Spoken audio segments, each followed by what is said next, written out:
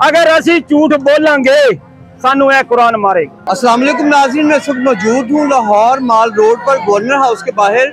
आप ये मेरे पीछे देख सकते हैं कि जड़ांवाला से आई फैमिली एहतजाज कर रही है। इनका कहना है कि CIA इकबाल टाउन की जानिब से इनके साथ ज्यादती की गई है।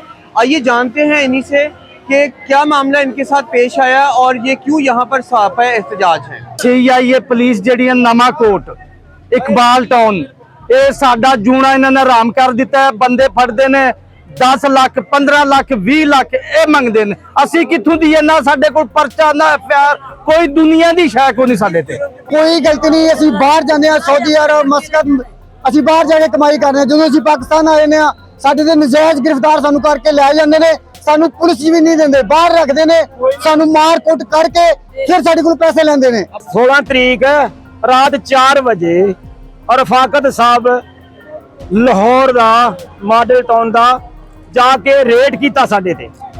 जदों रेड किया 4 बजे तो घर दे विचों तोड़ फोड़ करन लग पिया।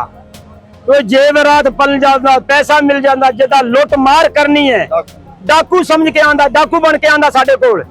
असी कुरान लेके कुरान पकड़िए छड़ी ते असी कुरान लेके आए हैं नाल। अगर असी झूठ बोलेंगे सानू यह कुरान मारेगा। असी जदों उन्होंने तोड़ फोड़ की 2 मुंडे सुते पे सी घर जदों उन्होंने बच्चियां नूं छेड़ना शुरू किया बच्चियां नूं तंग करन लग पे कन्नां दे विच इस तरह हथ मारना कांटे ला लेने इस तरह कन्न पाट जावे साडे बच्चे या बच्चे मर जान उन्हां नूं कोई खौफ नहीं। जदों असी उन्हां नूं कहना सर की कर रहे हो साडे नाल ओए अगर बोलिया ते गोली मार देंगा।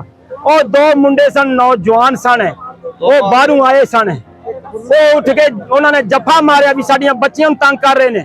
उन्हां दोवां दे फैर मारते उन्हां नूं गड्डी उत्थे छड्ड के आ गया रफाकत साहब। उन्हां दे विच 2 वर्दियां भी छड्ड आया उन्हां दे विच चेक बुक भी छड्ड आया। जिस तो बाद असी उन्हां बच्चियां नूं लैट हस्पताल लै गए। इत्थों उन्हें काल चलाई वो साडू डॉक्टर साडी गल ना सुन लैट हस्पताल उन्होंने ऑपरेशन कर दिता। मुंडा 100 हो गया ऑपरेशन होंदियां नाल। सानू 2 दिन कहते रहे तुहाडे बच्चे जींदे ने तुहाडे बच्चे जींदे ने। असी इत्थे इस तरह आया मरण वास्ते या सानू एक लाश साडी अजे घर पई है फैसलाबाद लैट हस्पताल। दूसरा मुंडा राती 1 बजे फौत होया है। इस टाइम साडी बस्ती दे उत्ते 35 डालियां ने घेरा पाया होया है।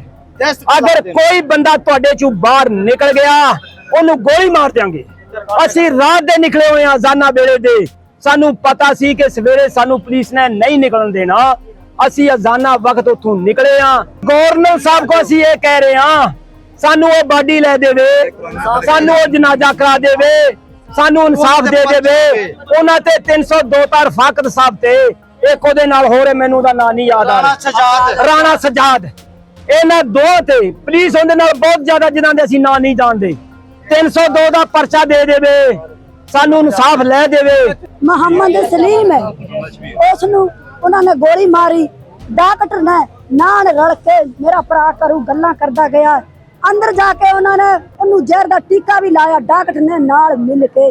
मुड़ के साडे कोल इट्टा मंगाउंदे रहे ओदे पैर नू बन दिते 2 दिन ओ मंजी ते पा के अंदर रखिया। उन्होंने आख्या ए जिंदा है खून मंगाउंदे रहे। असी गरीब बंदे लुट खुसके लोकां कोल मिन्नतां करके खून दी बोतलां मंगाउंदे रहे। उन्होंने इत्थू करके गलत नाली लाई ओ बोतल दे विचों खून रसदा रहा साइड ते। जदों असी जाइए उन्होंने कहा असी नहीं तुहानू देखण देना। उन्होंने थल्ला वाली मशीन ला छड्डी उसनू। असी मोहम्मद सलीम नू मेरा भाई है उसनू उन्होंने 6 महीने पहले उसनू गिरफ्तार किया सी। उस तो 10 लाख लेके इसने CIA ने 10 लाख लेके उसने उदू छड्या सी पैसे लेके छड़। मेरा भरा मैच दा खिलाड़ी सी और मैच बड़ा खेडदा सी। कोई चोर नहीं सी कोई डकैत नहीं सी। उन्हें कोई भी सारे कोई होवे असी जुल्मदार आ। मैं कुरान लेके आई है मेरा दिल खराब हुंदा है मैनू इंसाफ चाहिदा। मरियम नवाज ਰੱਬ ਦਾ ਵਾਸਤਾ ਇਨਸਾਫ ਦੋਨਾਂ ਦਾ ਇਨਸਾਫ ਉਸ ਨੂੰ ਫਾਇਲ ਆ ਦਿਓ ਮੇਰੇ ਭਰਾ ਦੀ ਛੋਟੀ ਬੱਚੀ ਹੈ ਉਸ ਦੀ ਬੱਚੀ ਜਿਹੜਾ ਦੂਸਰਾ ਹੈ ਉਸ ਦੀ ਮਾਂ ਵੀ ਨਹੀਂ ਹੈ ਉਸ ਦੀ ਬੀਬੀ ਦੀ ਉਹ ਯਤੀਮ ਹੈ ਉਸ ਦੀ ਮਾਂ ਨਹੀਂ ਹੈ ਨਿੱਕੇ ਬੱਚੇ ਦਾ ਬੇਟਾ ਹੈ ਮੈਨੂੰ ਇਨਸਾਫ ਰੱਬ ਦਾ ਵਾਸਤਾ ਇਨਸਾਫ ਤੈਨੂੰ ਸਾਰੀ ਗੱਲ ਦੱਸ ਜਿਹੜਾ ਮੁਕਬਰ ਸਾਨੂੰ ਜਿਹੜਾ ਮੁਕਬਰੀਆਂ ਕਰਕੇ ਫੜਾਈਆਂ ਸਾਨੂੰ ਮੁਕਬਰੀ ਚਾਹੀਦਾ ਸਭ ਚਾਹੀਦਾ ਨਿੱਕੇ ਨਿੱਕੇ ਚਾਹੀਦਾ